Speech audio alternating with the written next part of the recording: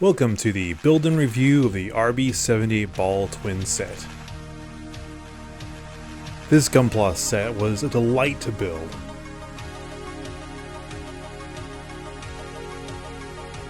It only had a few runners.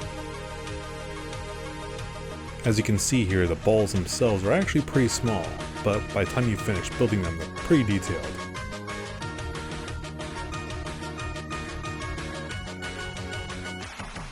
With everything out of the box, let's look at the manual real quick.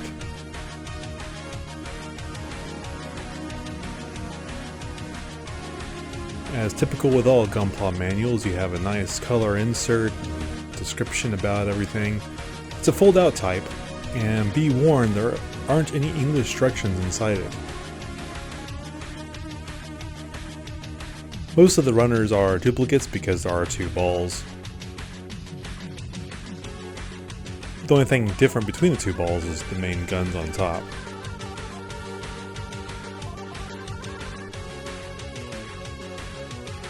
Simply goes just as normal as any other kit. With this kit, I decided to try out a new pair of God Hand nippers. Like butter.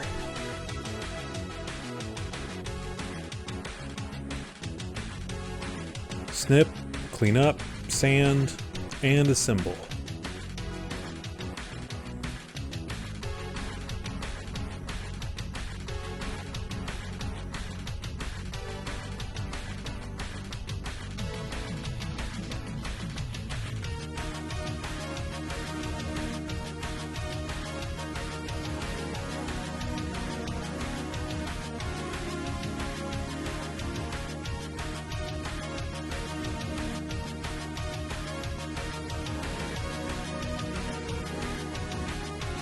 Rinse and repeat.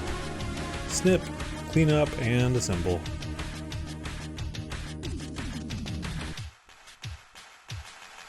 Slowly I built the two balls out. For the top cap and the thruster mount, I decided to use burnt iron. With a brush, I applied several different layers, just so I can make sure I got an even coat.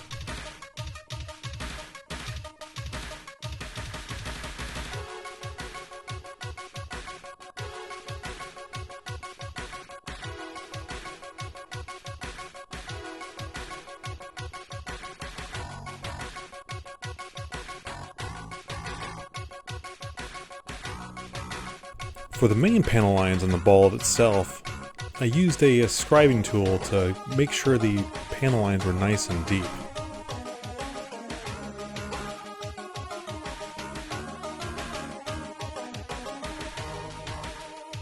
For all the places I removed the panel line, I had to go in and scribe out a line again. Second coat, making sure it's all covered. I even decided to put some burnt iron in the engines. While things dried, I continued to do scribing.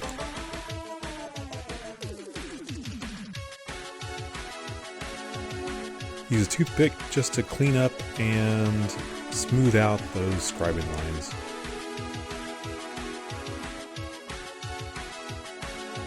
I went with liquid panel lining this time. With the deep scribing panel lines, it was easy for it to flow and look really clean. I wasn't worried about making a mess because I was going to be coming back through and cleaning it up a bit later. For the pieces that went together, you can't really spread a panel line inside, so instead I used a marker to darken the edges.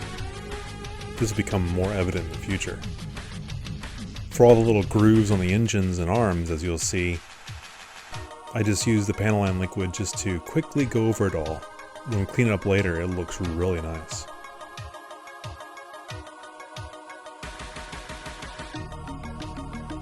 The arm assembly is also pretty easy.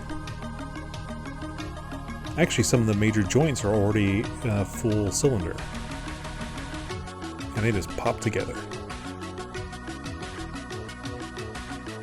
If you're enjoying this build, please like and subscribe. It helps a lot.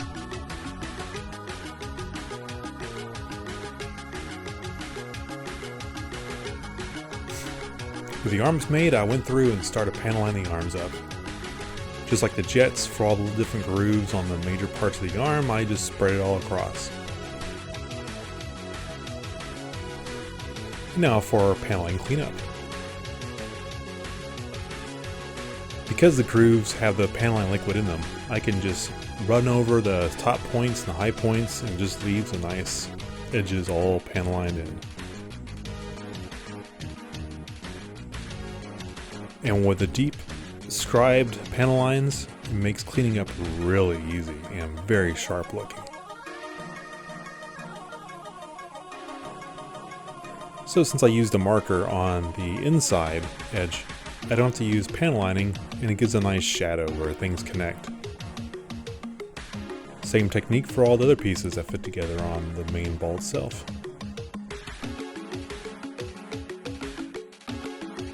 When they go together, it's already panel lined.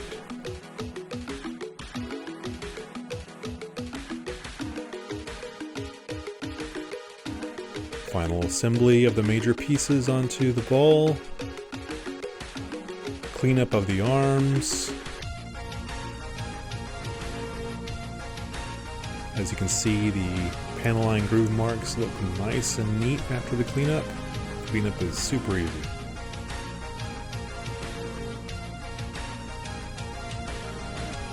With both balls made, I decided to top coat the right one in matte and the left one in semi-gloss. Using multi-black weathering, some weathering thinner. On the matte one, I went with a pin washing where I just only applied the weathering right close on top of all the panel lines. I wanted to go for a high contrast look on this one. Then I went back through and tried to smooth out all the weathering I did. Unfortunately, my brush was not behaving. It's either dirty or it's not appropriate for this, but I did my best.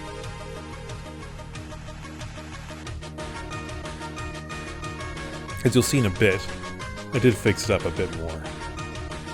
Now, for the semi-gloss, I went for a pure wash, covering the whole thing in an even coat.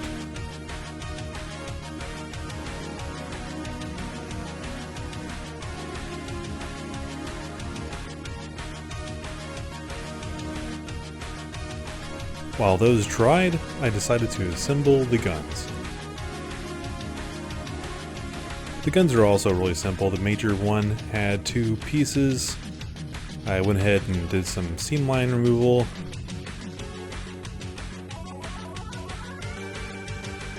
The smaller guns just had one major piece with a side small piece.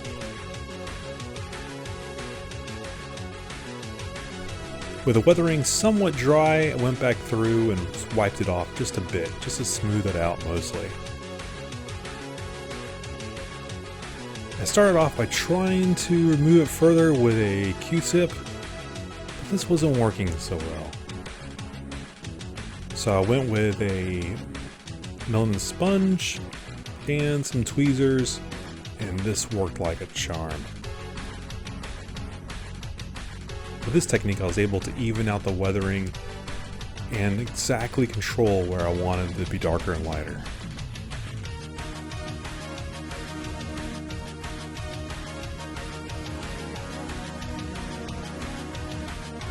I went back to the pin washing matte finish and used this technique to also even it out and clean it up, achieving the effect I was actually after originally.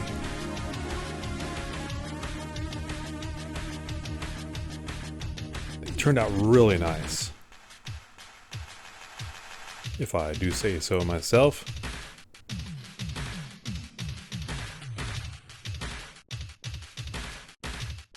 And while that was drying, I went back to the arms and did a little bit of detailing. Once again, doing some burnt iron and coloring in the claws and joints.